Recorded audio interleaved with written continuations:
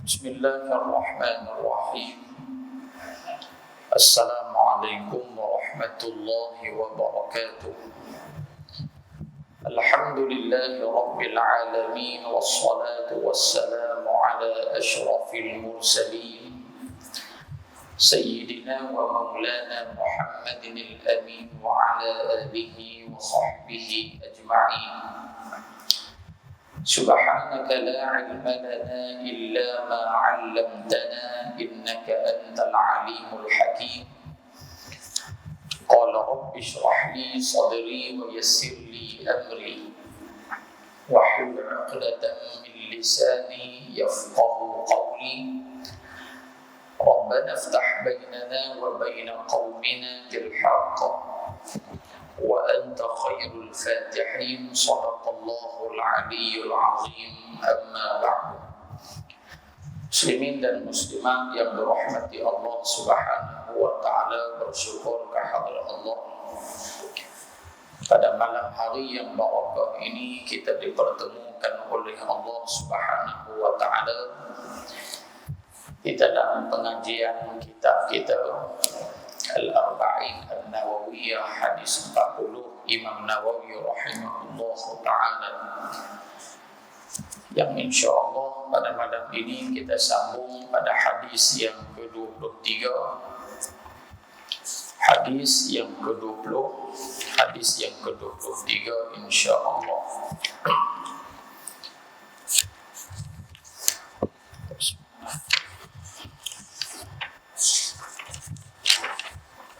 Tuan-tuan cari dah kitab. Pasal tobik dan kitab lain.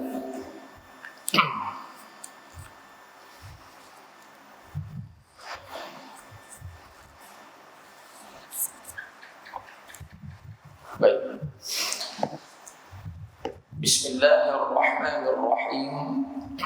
An Abi Malik Al-Harith bin Asim Al-Ash'ari radhiyallahu anhu qala qala Rasulullah sallallahu alaihi wasallam at-tuhuru syatrul imani walhamdulillahi tamla'ul mizan wa subhanallah walhamdulillah tamla'ani aw tamla'u ma baina as-sama'i wal ardi was-salatu nurun was-sadaqatu burhanun was-sabru diya'un wal-qur'anu hujjatun laka aw 'alayka kullu an-nasi yaghdu faba'i'un nafsahu famu'tiquha aw mubiquha. Rawahu Muslim. Shadaqa Rasulullah sallallahu alaihi wasallam atau kama qala. Hadis ini diriwayatkan oleh sahabat Nabi sallallahu alaihi wasallam, yaitulah Al-Harith bin Malik Al-Harith bin Asim Al-Ash'ari radhiyallahu ta'ala anhu wa ardah. Al-Harith bin Asim wafat pada tahun 18 Hijrah. Wafat pada tahun 18 Hijrah. Dan di antara kehebatan dan kelebihan Al-Harith bin Asim radhiyallahu ta'ala anhu wa ardah adalah sahabat yang suaranya sedap dan sahabat yang fasih, yang cekap dalam bersyair. Maka di sini kita dapat mengetahui bahawasanya hukum bersyair selagi mana tidak bertentangan dengan syariat, tidak bertentangan dengan ajaran Islam, Al-Quran dan juga As-Sunnah, maka kita boleh bersyair, berpantun dan sebagainya. Sehingga kan ada sahabat Nabi sallallahu alaihi wasallam yang namanya Sayyiduna Abdullah bin Rawaha radhiyallahu ta'ala anhu wa ardah, adalah sahabat Nabi yang suka memuji Nabi dengan syair-syairnya. Bahkan Kalau dia syair, dia puji depan Nabi SAW, menyebabkan Nabi akan kata, syair lagi. Maknanya Nabi suka juga kepada ayat-ayat yang baik, ayat-ayat yang kreatif, ayat-ayat yang puitis di dalam bait-bait syair. Walau bagaimanapun, Allah Subhanahu wa taala menyatakan di dalam Al-Qur'an, wa ma 'allamnahu asy-syi'ra wa ma yanbaghi lahu in huwa illa dzikrun wa qur'anun mubin.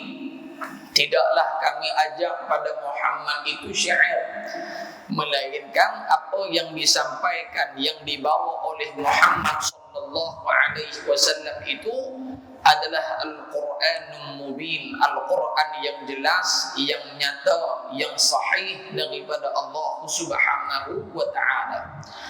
Kalau Nabi sallallahu alaihi wasallam pandai bersyair, pandai membaca, pandai menulis, maka ia akan menjadi fitnah yang besar terhadap Islam dan fitnah yang besar terhadap kesucian dan kemuliaan Al-Quran. Orang kafir akan mengatakan Al-Quran itu daripada Muhammad. Orang kafir akan kata Quran itu adalah tulisan Muhammad. Orang kafir akan kata agama Islam ini adalah agama yang diambil oleh Muhammad daripada ayah dan ibu dia. Dan barangkali mereka akan mengatakan Nabi Muhammad sallallahu alaihi wasallam mengambil ajaran Islam ini adalah sebahagian daripada ajaran yang diceritakan oleh pendeta Bahira ketika mana perjalanan baginda menuju ke bumi Syam bersama dengan Abu Talib dan juga kafilah rombongan dagangan yang lain. Maka Allah Subhanahu wa taala memuliakan Nabi sallallahu alaihi wasallam dengan adanya satu sifat, walaupun pada zahir kalau ada kat kita nampak leceh, tapi adanya pada baginda Rasul sallallahu alaihi wasallam itu adalah salah satu daripada tanda baginda itu seorang rasul yang diutuskan oleh Allah Subhanahu wa taala, yang bersifat al-ummi, yakni tidak pandai membaca dan tidak pandai menulis. Maka sebab itu para ulama karang kitab, di antaranya ensiklopedia Mawsu'ah, ensiklopedia lebih kurang 24 jilid. Duit pun duit nak beli tuan-tuan, harga 3-4 ribu harga pun kan tak ada yang duk baca kok dalam PDF ya. Jadi baca kok oleh handphone dengan kitab ni dia tak sedap. Dia nak robit kitab tu tak ada, takkan nak juntiang nanti handphone kot, jahanam handphone. Tajuk dia Ar-Raddu 'ala syubhat haulal Islam, iaitulah ar-rad, makna apa? Iaitu hujjah ataupun jawapan balas kepada mereka-mereka yang menimbulkan syubhat, iaitu kekeliruan terhadap Islam. Jilid yang pertama dia cerita pasal kekeliruan yang ditimbulkan oleh orang bukan Islam, terutamanya fi ismatil Quran, pada kemuliaan Al-Quranul Karim. Pada ayat yang kalau kita tengok pada zahir ayat Quran misalnya, Allah Ta'ala berfirman, Syahrul Ramadan alladhi unzila fihi al-Quran hudan linnas. Kami turunkan Al-Quran, dan Quran itu sebagai hidayah petunjuk bagi sekalian manusia secara umum, Islam ataupun tak Islam. Dalam ayat yang lain Allah Ta'ala mengkhususkan siapakah manusia yang hudan linnas, yang termasuk dalam mereka-mereka yang mendapat hidayah petunjuk daripada Allah melalui Al-Quran. Allah sebut pada surah Al-Baqarah, dzalikal kitabu la raiba fihi hudan lil muttaqin. Maka hudan linnas pada ayat hak kita duk dengar tu imam baca bulan Ramadan, syahrul Ramadan alladhi unzila fihi al-Quran hudan linnas wa bayyinatin minal huda wal furqan. Ayat itu an-nas membawa erti bersifat umum, semua manusia. Sebab tu kita tengok ada orang Kristian pun dapat hidayah, ada orang Buddha pun dapat hidayah. Pasal apa? Quran habaq sialah. Baik, bila dia masuk dia dapat hidayah daripada Allah Subhanahu wa taala, ataupun kita ni memang Islam dah ni, tetapi adakah semua orang Islam ingin mengambil faedah daripada Al-Quran? Tak, melainkan hudan lil muttaqin, mereka yang beriman tetapi duduk pada tahap yang kedua. Hebat sikit siapa? Orang yang bertakwa kepada Allah Subhanahu wa taala. Jadi orang hak bertakwa sahaja yang akan ambil panduan, yang akan ambil tunjuk ajar daripada Quran. Maka sebab itu ulama membahagikan orang Islam ni kepada beberapa peringkat. Yang pertama dia panggil Muslim. Muslim ni biasalah nama Islam, semayang bang tekah mayang tekah tak mayang, hak penting Islam kan, mengucap dua kalimah syahadah. Yang kedua dia panggil mukmin. Mukmin ni kemah sikit, stay beriman juga. Hak Muslim pun iman juga. Hak nombor 3 ni payah sikit nak boleh. Mudah-mudahan kita semua tergolong pada al-muttaqin, orang yang bertakwa. Bahkan dalam doa kita duk baca lah yang Rabbana hab lana min azwajina wa dhurriyyatina qurrata a'yun waj'alna lil muttaqina imama. Wahai Tuhan, wahai Allah, jadikan zuriat-zuriat kami ini orang-orang yang baik, dan jadikan mereka ketua bagi sekalian orang yang bertakwa kepada Allah. Maknanya kita doa ni bukan takat anak, menantu, cucu, keturunan kita di bawah ni takat jadi ketua orang Muslim saja, bukan takat ketua orang mukmin saja, tapi ketua sekalian al-atqiya, mereka-mereka yang bertakwa kepada Allah. Maknanya hak paling terbaik sekali lah kita nak. Maka sebab itu muslimin dan muslimat yang dirahmati Allah Subhanahu wa taala, ini dipanggil i'jazul lughawi, mukjizat Al-Quran dari sudut bahasa. Pada zahir nampak macam bertentangan. Ayat ni kata orang bertakwa ya, ayat ni kata sekalian manusia, hak mana satu betul? Maka di dalam Quran dia ada am dan juga khas. Kalau kita ngaji dalam ilmu tafsir, dia akan ada perbincangan dalam kalangan ulama tafsir. Baik, jadi sahabat Nabi SAW ini Al-Harith bin Asim radhiyallahu anhu, suara dia sedap, dia pandai bersyair, dan di antara sahabat Nabi SAW yang dikatakan jenis bulu lebat, jenis bulu banyak. Kita jumpa sebelum ni sahabat Nabi Abdullah bin Qais al-Ash'ari ataupun Abu Musa al-Ash'ari, disebutkan dengan al-Ash'ari. Al-Ash'ari dua pandangan. Pandangan pertama kata nama kabilah, nama puak tu puak Ash'ari. Contohnya Melayu Banjar. Biar itu Melayu Campak, Melayu Campak mau ada. Dah. Ada Arab kabilah Al-Ash'ari. Apa ni nama? Al-Ash'ari. Satu pandangan lagi mengatakan jenis bulu banyak pun dipanggil Al-Ash'ari. Sebab apa? Kalimah Al-Ash'ar itu diambil daripada kalimah sya'run rambut. Sya'run rambut ataupun bulu. Baik. Jadi Al-Haris radhiyallahu taala anhu, dia wafat pada tahun 18 Hijrah. Baik. Dia kata apa? Dia katanya Rasulullah sallallahu alaihi wasallam telah bersabda, at-tuhuru syatrul iman. At-tuhur syatrul iman. Dia ada beza at-tuhur, at-tahur, as-sahur, as-suhur. Beza. Hak ni kata bahasa Arab, dia bagi lain lah makna dia. Mukjizat Quran.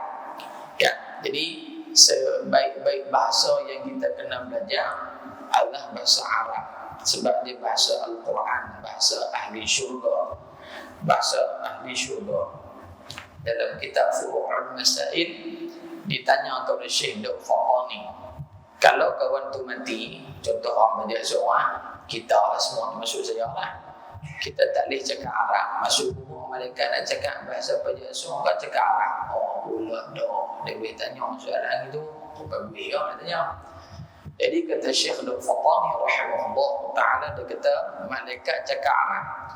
Walaupun hak mati tu orang pajak suang, dengan izin Allah duduk dalam kubur, Allah bagi otomatik dia cakap Arab. Ada hak pakai model ni, kita buat apa tu, ngaji duduk buka tuition, apa masuk kubur, masuk boleh jawab bahasa Arab dah. Hak tu cerita lagu kubur, tu cerita lain.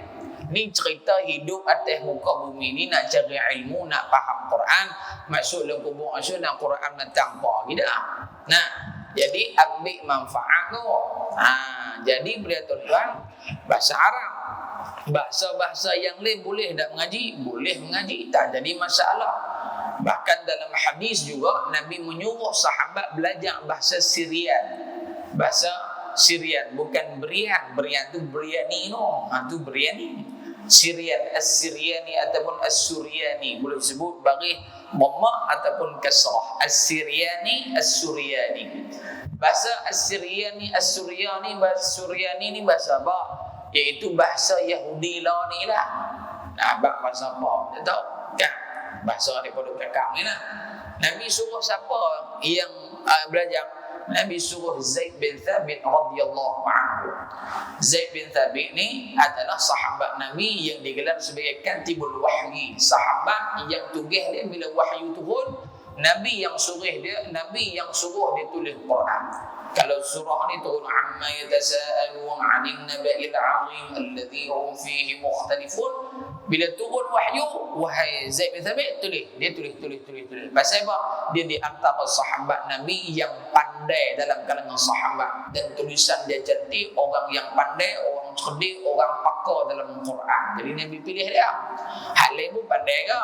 Kan? Hak lain pun pandai ke? Tapi bila Nabi pilih dia tu menunjukkan sahabat-sahabat yang lain kira tak boleh mencapai martabat dia lah. Mudah faham itu.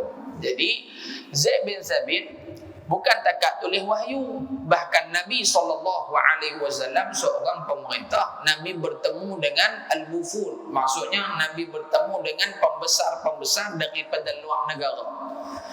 Dan bila mana mereka balik ke tempat mereka, dulu tak ada WhatsApp. Macam lah ni tembak sedih malam ni kuliah maghrib di Masjid Pajak Sung, ustaz duk. Pakat boleh main habis. Kalau nak hantar surat kata maghrib tadi pun tak habis lagi, duk hantar surat dah. Jadi Nabi SAW buat macam mana? Bila mana pemerintah ni dah balik pergi tempat mereka, Nabi nak berdakwah kepada mereka masuk Islam, macam mana Nabi buat? Nabi akan perintahkan Zaid bin Thabit supaya tulis surat. Baik, bila tulis surat tuan-tuan, Nabi nak tulis surat, misalnya lah kita nak hantar surat pergi dekat Donald Trump. Dah melingkup pergi mana dah orang tu pun tak tahu, dah turun pergi dah. Kan? Nak hantar pergi dekat dia surat, takkan nak hantar main bahasa Pulau Pinang kok. Mata kedarah apa pagi tadi? Mampu dia tak faham. Tidak kena belajar bahasa Inggeris. Kita ataupun orang tukang tolong tulis hari ni. Maka Nabi nak hantar kepada golongan-golongan Yahudi bahasa Syrian yang mereka pakai, maka Nabi perintahkan Zaid bin Thabit supaya belajar bahasa Syrian ni. Ini sebut dalam kitab Sunan Tirmizi rahimah Imam Tirmizi. Disyarah balik oleh dalam kitab Bahrul Mazi. Kalau ayah tengok Syekh Idris Al-Marbawi rahimahullah taala, dia cerita balik bahawasanya dituntut oleh Nabi supaya belajar bahasa lain. Baik. Jadi kata Zaid bin Thabit radhiyallahu anhu, dia kata apa? Aku belajar bahasa Syrian itu setengah bulan ya. Dia Power Rangersnya, power gila dia. Setengah bulan ni aku belajar. Aku boleh faham, aku boleh tulis. Bila mana Nabi suruh aku tulis. Bila mereka balas, aku tolong baca balik kepada Nabi SAW.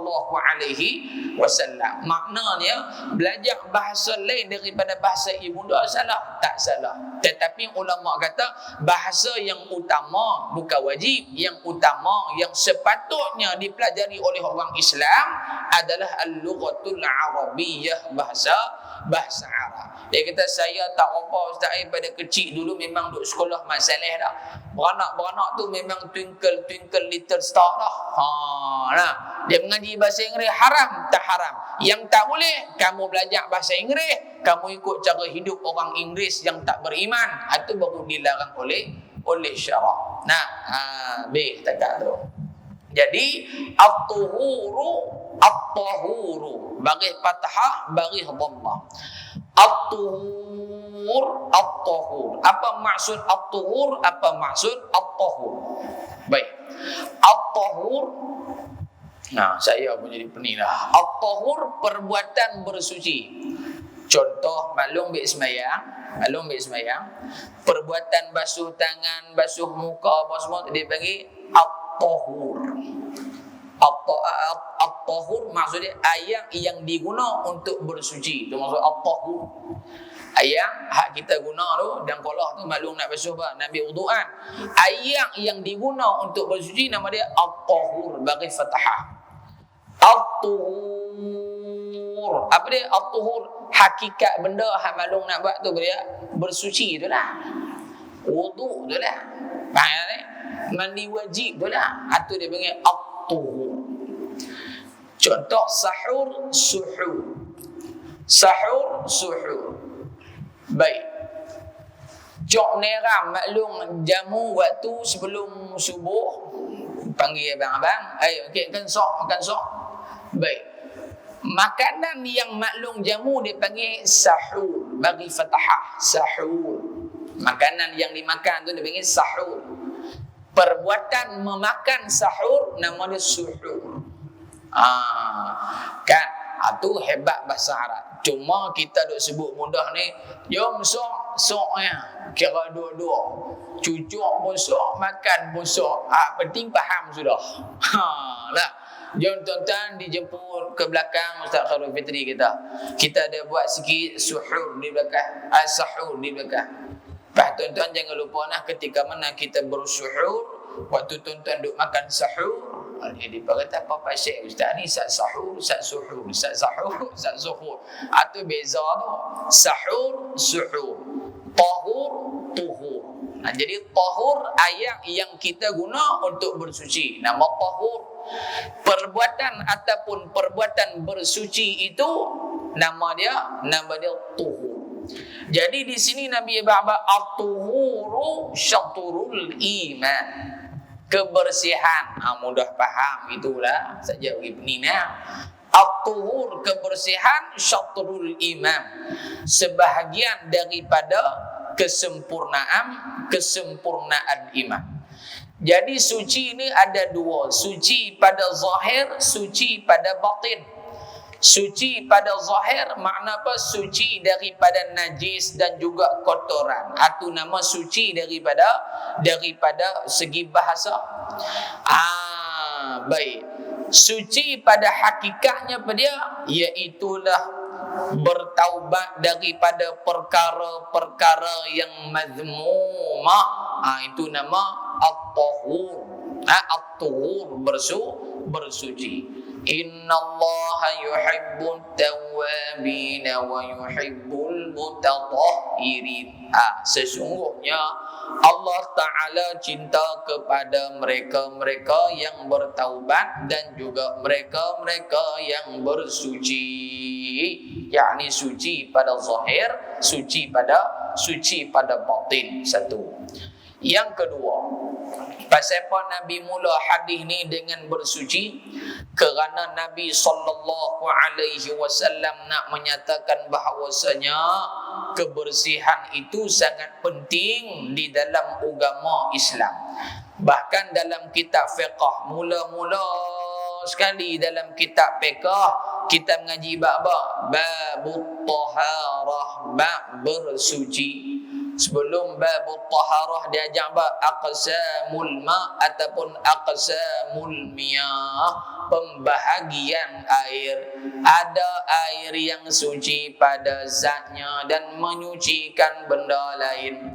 Ada air yang suci pada zatnya tidak menyucikan benda yang lain. Ada air yang tidak suci pada zatnya dan tidak suci pada benda yang lain. Boleh buat lagu pula. Nah, mudah faham. Jadi ayat itu pasal apa? Sebab bila mana kita tahu pembahagian ayat ni ayat mutlak, ayat ni ayat musta'mal, ayat ni ayat mutaghayyir, ayat ni ayat mutanajjis, barulah dia dapat menentukan sama ada proses bersuci dia tadi ni dikira sah ataupun tidak dikira sah. Macam mana dia nak bersuci sedangkan dia pun tak tahu ayat najis ke tak najis ke, sah suci ke tak sah suci ke, mutlak ke musta'mal ke, ayat tu mujawir ke, ayat tu mukhalid ke. Ayat mukhalid pula dia ada dua jenis, mukhalid yang boleh dipisahkan, mukhalid yang tak boleh dipisahkan. Pasal apa tu? Pasal pentingnya babut taharah, bab bersuci dalam agama. Bahkan dalam hadis Nabi menyatakan at-taharatu miftahus salat. Kebersihan itu adalah kunci bagi salat. Maknanya salat fardu ataupun salat yang wajib, yang sunat. Kalau tak suci pada tubuh badan ke, pada tempat dia ibadah ke, pada pakaian dia ke, hadas kecil ke, hadas besar ke, ditakuti tidak sah ibadahnya, tak diterima oleh Allah. Pasal tak ada suci tu. Maka sebab itu Nabi mulakan dengan at-taharatu ataupun at-tuhuru syatrul iman. Kebersihan itu adalah tanda kesempurnaan iman. Tu dua. Yang ketiga maklum, bunyi sedap. Pakai hak ni saya bunyi slow, saya bunyi di midrah lah, tak tahu hak mana nak pi. Dah. Tabah. Yang ketiga maklum dalam hadis ni Nabi nak habaq satu. Apa dia?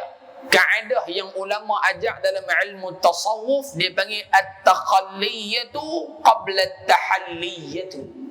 At-takhalliyah qabla at-tahalliyah. Apa maksud at-takhalliyah? Maknanya buang sifat hak buruk dulu qabla at-tahalliyah, sebelum buat masuk sifat hak baik. Maknanya maklum nak abang-abang, maknanya nak ajak kepada kita nak buat benda baik ni ada halangan sekiranya banyak benda jahat pada diri. Na'udzubillah. Yang ni dosa lah. Dosa ni dia menghalang kita daripada melakukan taat kepada Allah Subhanahu wa ta'ala. Taat ni maklum tak semesti mayang sunat 800 rakaat baru dipanggil taat. Tak. Makna kata taat ni apa sahaja yang Allah Ta'ala bagi kat dia, bersyukur dia pada Allah dengan cara mendekatkan diri pada Allah Subhanahu wa ta'ala, ingat pada Allah, tak kufur pada Allah. Itu maksud taat. Sebab itu kata Al-Imam Al-Ghazali rahimahullahu ta'ala, manusia ni wajib bersyukur kerana dua benda. Ini disebut dalam kitab Minhajul Abidin. Kita ni wajib bersyukur kerana dua benda. Nikmat hak Allah bagi ni wajib syukur sebab dua benda. Yang pertama, agar nikmat yang Allah bagi kat kita tu dikekalkan oleh Allah selama-lamanya. Nah, nikmat banyak dah kita, banyak nikmat. Nikmat Islam tu paling besar. Kalau tak syukur dengan nikmat Islam, makna dia duduk sambil lewa, duduk berasa Islam ni koman sepana lah, koman skru, koman macam-macam koman duduk ada. Takut-takut Allah tarik nikmat iman dalam diri dia, tarik nikmat Islam yang sedia kala Allah bagi. Na'udzubillah. Bersyukurlah. Sebab tu Nabi sebut dalam hadis, man qala raditu billahi rabba wa bil islami dina wa bi Muhammadin nabiyya wa rasula dakhalal jannah. Nabi kata, siapa yang sebut aku redha Allah Tuhanku, Muhammad Rasulku, Islam agamaku, orang ni jamin syurga. Maknanya bukan duk habaq sebut gitu saja. Raditu billahi rabba. Lepas tu keluar 3 ekor ni dia tak apa, tak saya baca dah tu dah khalal jannah. Banyak cantik hang ingat syurga nak ngecemeh gitu ya. Maknanya ulama kata dia sebut 3 tu dia hayati, dia beramal dengan 3 tu. Tu syarat utama syurga. Tak? Jadi tu hak pertama kena syukur. Hak kedua sebab bersyukur apa maklum? supaya Allah Ta'ala tambah lagi nikmat hak dia bagi kat kita. Kalau Allah bagi nikmat telinga, adakah maksud bersyukur dengan telinga nak Allah tambah lagi telinga boleh jadi 4 telinga? Tak kan makna gitu. Maknanya barangkali telinga kita dengar lebih jelas dan lebih tahan lama telinga tu. Setengah kawan kita tak apa dengar umur 50 dia ulang cokah pakai speaker. Tu tak dengar ke dia pekuk telinga baru dengar. Pasal apa? Telinga dia tak apa nak clear dah. Maknanya nikmat Allah tambah dengan cara yang lain. Nikmat sihat, anak sihat, laki sihat, bini sihat, makan cukup misalnya. Itu juga di antara nikmat Allah Subhanahu wa ta'ala. Dan manusia ni ada 2 jenis rezeki, kata Syekh Ismail Sadiq Al-Adawi rahimahullah ta'ala ketika mana menafsirkan firman Allah, wa ma min dabbatin fil ardi illa 'ala Allahi rizquha. Setiap makhluk yang melata atas muka bumi Allah jamin rezeki kat dia. Makna kata setiap makhluk hak jalan hak hidup atas muka bumi, binatang, tumbuh-tumbuhan ke segala bala no, termasuklah orang kafir pun dimaksudkan oleh Allah dalam ayat itu, kami bagi rezeki kat dia. Baik. Rezeki ini adakah yang halal saja nama rezeki? Tak. Termasuk yang haram dinamakan rezeki. Haram pun rezeki juga. Nah, orang bukan Islam dia meninggal, arak untung rezeki dia tu. Pasal dia dengan duit tu dia boleh makan minum dan sebagainya. Rezeki. Tetapi ulama kata rezeki ni pecah pada 2. Yang pertama, rezeki yang dinamakan nikmat. Yang kedua, rezeki yang dinamakan istidraj. Rezeki nikmat, rezeki istidraj. 2. Rezeki nikmat apa dia? Rezeki yang Allah bagi, yang mana rezeki itu digunakan pada jalan yang Allah suka, tu dia bagi nikmat, tu baru bagi nikmat. Allah bagi nikmat sihat, dia sembahyang 5 waktu, jaga nikmat tubuh badan nama dia. Nah, tapi kalau Allah Ta'ala bagi sihat tubuh badan, tu rezeki, tapi rezeki kat mana? Rezeki istidraj. Pasal apa? Lagi hang sihat, lagi tak mau sembahyang, dia bagi istidraj. Pada zahir nampak sama ya, tetapi kalau kita hayati betul-betul, yang ni nama nikmat, yang ni nama istidraj, maka kita takkan keluh kesah terhadap kekayaan orang hak tak beriman pada Allah Ta'ala. Hari ni siapa hak kaya di Malaysia? Pulau Pinang lah. Maklum pergi di Tanjung belah sana tu, hak duk meriah ni dengan nasi kandang ya. Kalau nasi kandang pun tak ada, pakai kita pun tak pindah pun. Nasi kandang derian balik pulau. Dua tu ya. Kalau tak ada mereka ni maklum, tak kelapak pergi nampak kaya. Nah. Siapa yang kaya? Bukan Islam kaya. Tak kira lah agama apa, hak penting bukan Islam lah. Berjuta-juta. Tapi kalau orang tak faham yang mana nikmat, yang mana istidraj, dia kalau dia jadi penino. Dia kata kami duk main kuliah maghrib ni sampai sengguk dinding-dinding ustaz mengajar lah kita. Takkan kami ni ala buminya. Pasal apa? Dia tak boleh nak beza istidraj dan juga nikmat daripada Allah Subhanahu wa ta'ala. Istidraj bagi kafir pun rezeki, nikmat bagi manusia pun orang beriman pun rezeki juga. Tapi dipecah kepada 2 jenis definisi ataupun pembahagian. Dan kata Al-Imam Al-Ghazali rahimahullahu ta'ala lagi, dengan kamu bersyukur kepada Allah Ta'ala, kamu akan dapat nikmat juga. Nikmat dunia, nikmat akhirat. Apa nikmat dunia? Maklum antaranya diberikan kecukupan oleh Allah Ta'ala ketika hidup atas muka bumi. Tak kalut sangat hak mana ada, hak tu dulu kalau ada lebih beli. Tak kalut sangat dia ni. Ni juga di antara bentuk balasan orang yang bersyukur di atas muka bumi. Yang kedua antaranya apa dia maklum? Allah Subhanahu wa ta'ala bagi kelapangan hidup, keselesaan hidup, makan cukup walaupun tak mewah tapi boleh makan berapa orang. Makan kotiau goreng Pak Din. Kotiau goreng Pak Din tak sah ni. Pukul 5.30 saya pergi makan ziarah dah. Pasal lama tu dah duduk mengidam satu macam tu, tengok sibuk dia pun sedap lah. Hayun 2 pinggan selama 28 ringgit. Ada satu orang buat Allah tu dia tengok makan seorang baru nuri dia hari 28 hari telur mata baru lepas tu dia punya kerang dia pasal ni ada jahanam ni besar-besar kerang dia kerang dia besar-besar tu dia belum hayun kau je ayam Bali 3 cawat bukan saya seorang lah anak saya sekali makan tak makan walaupun tak mewah kotak kerang kan bagi kita sedap lah. Tapi bagi orang hak kaya-kaya apa barang kotak kerang. Orang makan western food lah. Cicak cok ke, elephant cok ke, lizard cok ke, crocodile cok ke, apa-apa cok. Nah, mama cok and papa grill ke apa, mama and papa tu suka lah apa pun. Bagi kita boleh makan alhamdulillah. Contohnya pakaian kita tak kalut sangat. Orang ada baju, kita ada baju. Senang lah tu. Ada rumah kan, walaupun tak rumah sendiri, rumah sewa, boleh teduh, boleh semayang anak bini, makan minum anak bini, main apa semua rumah. Alhamdulillah, itu kelebihan orang bersyukur.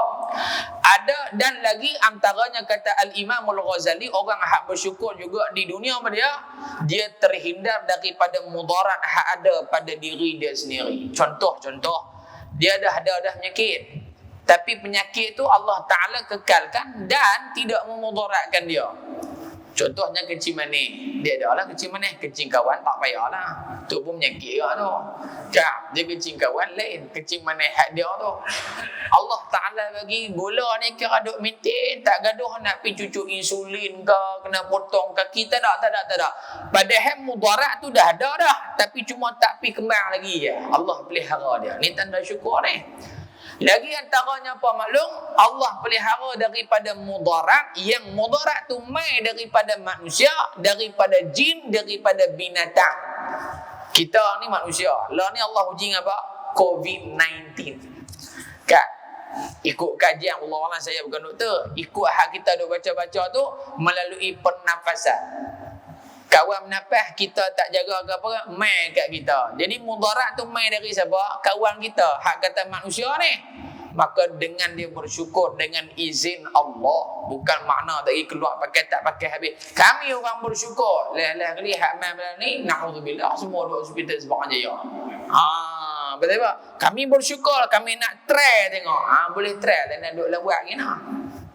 Ada ikhtiar. Jadi bila ada retiak, kena retiak lah. Jangan duk lepas tangan gitu. Kan? Kalau duk kira Allah, tak pergi duk tengah jalan. Tak usah duk lari, trailer main duk. Allah kata mati. Ada Allah semua. Tak boleh gitu. Kita ada hukum adat, hukum akal, hukum syarak. Kena pakai belakang hukum-hukum tu. Kan? Ikutnya rumah Allah Ta'ala ni, kita kata tak gaduh dah. Bulan-bulan elektrik tak gaduh bayar dah. Allah Ta'ala tolong bayar pada rumah dia. Ada kira gitu. Mampu. Tu tak kena gitu. Tu orang yang menyeleweng, yang tak faham pada pembahasan yang diduk percaya. Kalau semua memang semua Allah. Kan? Tapi kalau semua benda duk sandak gitu, penat dah tuan-tuan. Tak pergi kerja balong, tak apa. Allah ada.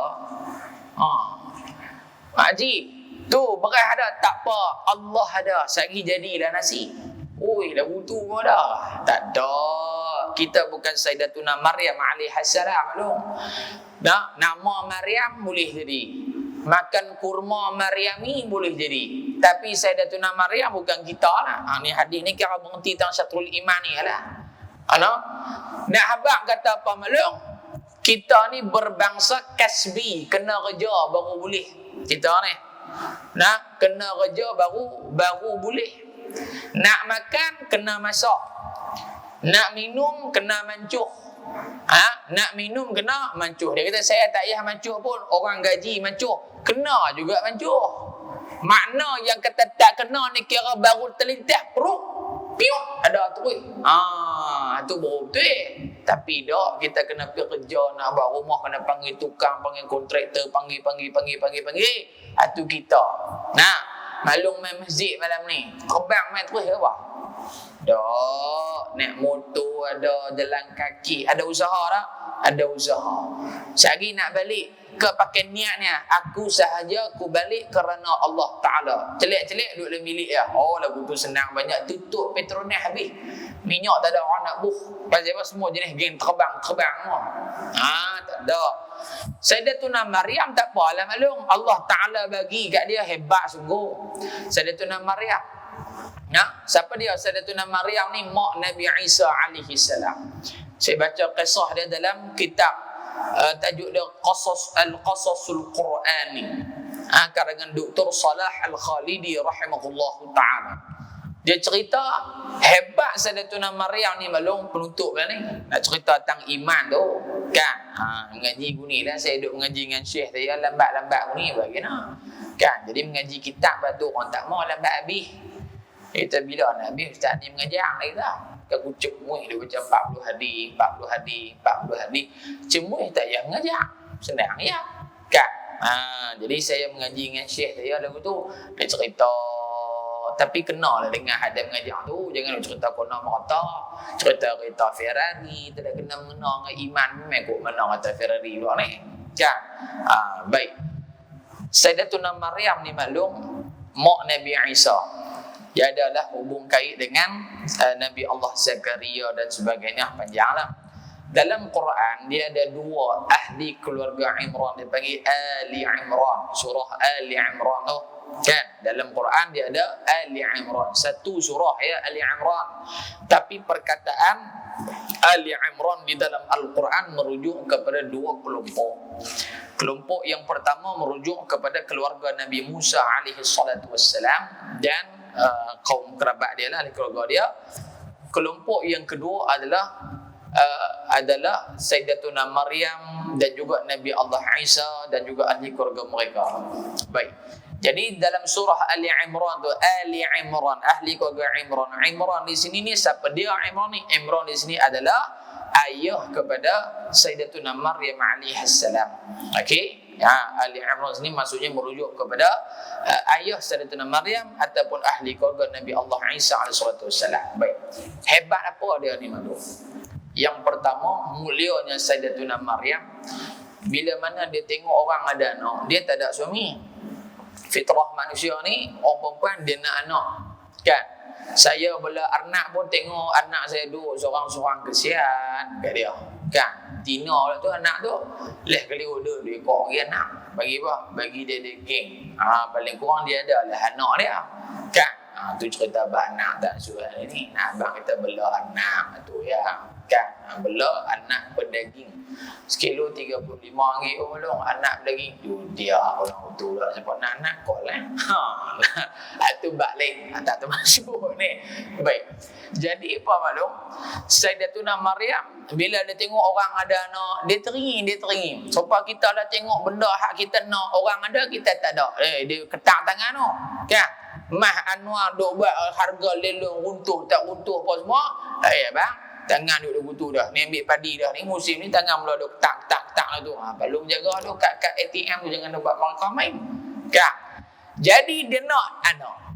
Bila dia nak anak apa berlaku maklum? Izin Allah Ta'ala tak ada suami tapi dia mengandung. Fabasyarna dan kami memberikan berita gembira kepada Maryam, dia mengandung satu orang baby lelaki. Siapa? Nabi Isa alaihi salam. Satu. Tak ada anak. Tetapi pada ketika itu Allah uji dia, orang tuduh dia zina dan sebagainya. Baik dah tuan-tuan, kalau orang tuduh dia zina tu biasalah. Kalau kita pun duduk zaman dia silat-silat, kita pun tuduh dia zina. Kalau kita lah. Baik. Tapi kalau ada hari ni orang dia mengandung, tak ada suami, kita pergi tanya dia, bapak dia mana? Saya macam Sayyidatuna Maryam juga, suami tak ada, boleh anak. Jenis ni mau ikat atas suria punya kipas angin. Dia murung bahagi 18. Kerana ulama kata tidak akan ada dah manusia yang beranak tanpa bapa melainkan Maryam alaihissalam seorang. Seorang dia ya. Yang mengandung yang tak ada suami, kerana Allah memuliakan Maryam alaihissalam. Allah memuliakan dan memakbulkan permintaan dia nak anak ni tu. Yang kedua mulia sebab apa? Mulia kerana dia melahirkan seorang rasul, seorang nabi, iaitu Isa alaihi salam. Dua. Yang ketiga, Allah memuliakan beliau antaranya wa idh qala dalam surah Ali Imran, innallaha astafaki wa tahharaki wa astafaki ala nisa'il alamin. Wahai Maryam, kami muliakan kamu dan kami sucikan kamu. Maksud suci di sini makna apa? Antaranya ulama sebut Sayyidatuna Maryam pada tubuh badan dia tidak ada kekotoran seperti mana kebiasaan wanita. Allahu a'lam, mungkin daki ke, bau badan dan sebagainya. Dan ada yang mengatakan Sayyidatuna Maryam antara wanita yang tidak ada haid. Tak ada haid maknanya ibadah sampai ke mati. Tak ada langsung cuti ni, kira Allah bagi ibadah sepanjang masa. Hebat dia. Tiga. Yang keempat apa maklum? Yang keempat mulia dia antaranya فَلَمَّا دَخَلَ عَلَيْهَا زَكَرِيَّا الْمِحْرَابَ وَجَدَ عِنْدَهَا رِزْقًا قَالَ يَا مَرْيَمُ أَنَّى لَكِ هَذَا قَالَتْ هُوَ مِنْ عِنْدِ اللَّهِ. Ketika mana Zakaria alaihi salam masuk dalam mihrab, yakni tempat ibadah Sayyidatuna Maryam alaihi salam, wajada indaha rizqa, tengok-tengok tepi Maryam ada dah makanan minuman yang Allah Taala sedia bagi kat dia. Dia tak kerja pun, ada dengan sendirinya. Maka ditanya kepada Maryam, wahai Maryam, mai kok mana ni? Hadza min indillah, ni daripada Allah Subhanahu wa taala. Ulama kata makanan yang Allah sedia pada Sayyidatuna Maryam itu mencukupi makan, minum dan keperluan tubuh badan dia pada hari tersebut. Maknanya kalau sehari maklum perlu makan RM100 nilai, campur telur lah apa-apa lah, maklum makan RM100, maka begitu juga Maryam alaihissalam. Sehari Allah bagi cukup RM100 untuk dia. Dia makan tu tak perlulah pitang lain, cukup makan ibadah. Lepas tu sampai waktu makan ibadah hatu saja. Ini mulia Maryam alaihissalam. Tapi hujung ayat tu Allah Taala kata, ya Maryam qunuti li rabbiki wasjudi warka'i ma'ar raki'in. Wahai Maryam, kami muliakan kamu, tapi kamu jangan lupa sujud rukuk, yakni patuh dan taat kepada perintah kami, kata Allah. Apa yang Allah nak ajak kita maklum? Allah nak ajak kita, Sayyidatuna Maryam mulia sampai dalam Quran pun Allah sebut kisah dia. Dalam hidup dia pula dia jadi mak pada seorang Nabi, seorang Rasul. Semua hajat dia dimakbulkan oleh Allah. Walaupun hebat macam tu, tetap taat pada Allah Subhanahu wa taala. Tetapi adakah kita mencapai tahap seperti Maryam alaihissalam sedangkan kita seronok melakukan maksiat kepada Allah berbanding melakukan taat kepada Allah Subhanahu wa taala? Itu pengajaran dia tu. Wallahu a'lam bissawab. Di bulan depan kita tengok walhamdulillah tamla'ul mizan. Apa maksud al-mizan? Timbangan Allah Ta'ala. Ada ke tak ada lagi mizan? Jadi satu-satu lah maklum. Saya baca satu-satu. Orang kata lambat biar memang lambat pun.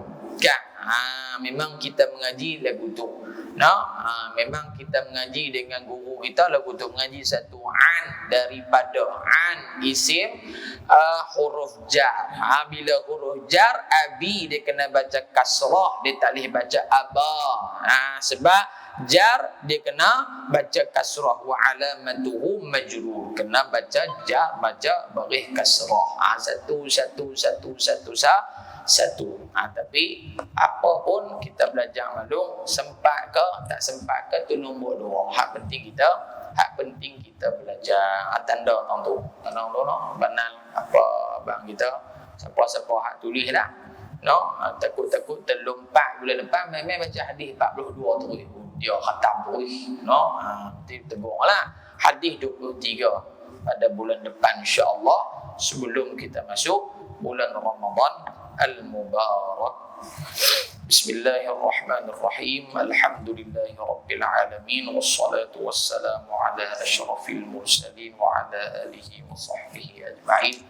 Allahumma anfa'na bima 'allamtana wa 'allimna ma yanfa'una bi rahmatika ya arhamar rahimin. Allahumma barik lana fi Rajab wa Sya'ban wa ballighna Ramadan. وصلى الله على سيدنا محمد والحمد لله رب العالمين. تقبل الله منكم. السلام عليكم warahmatullahi wabarakatuh.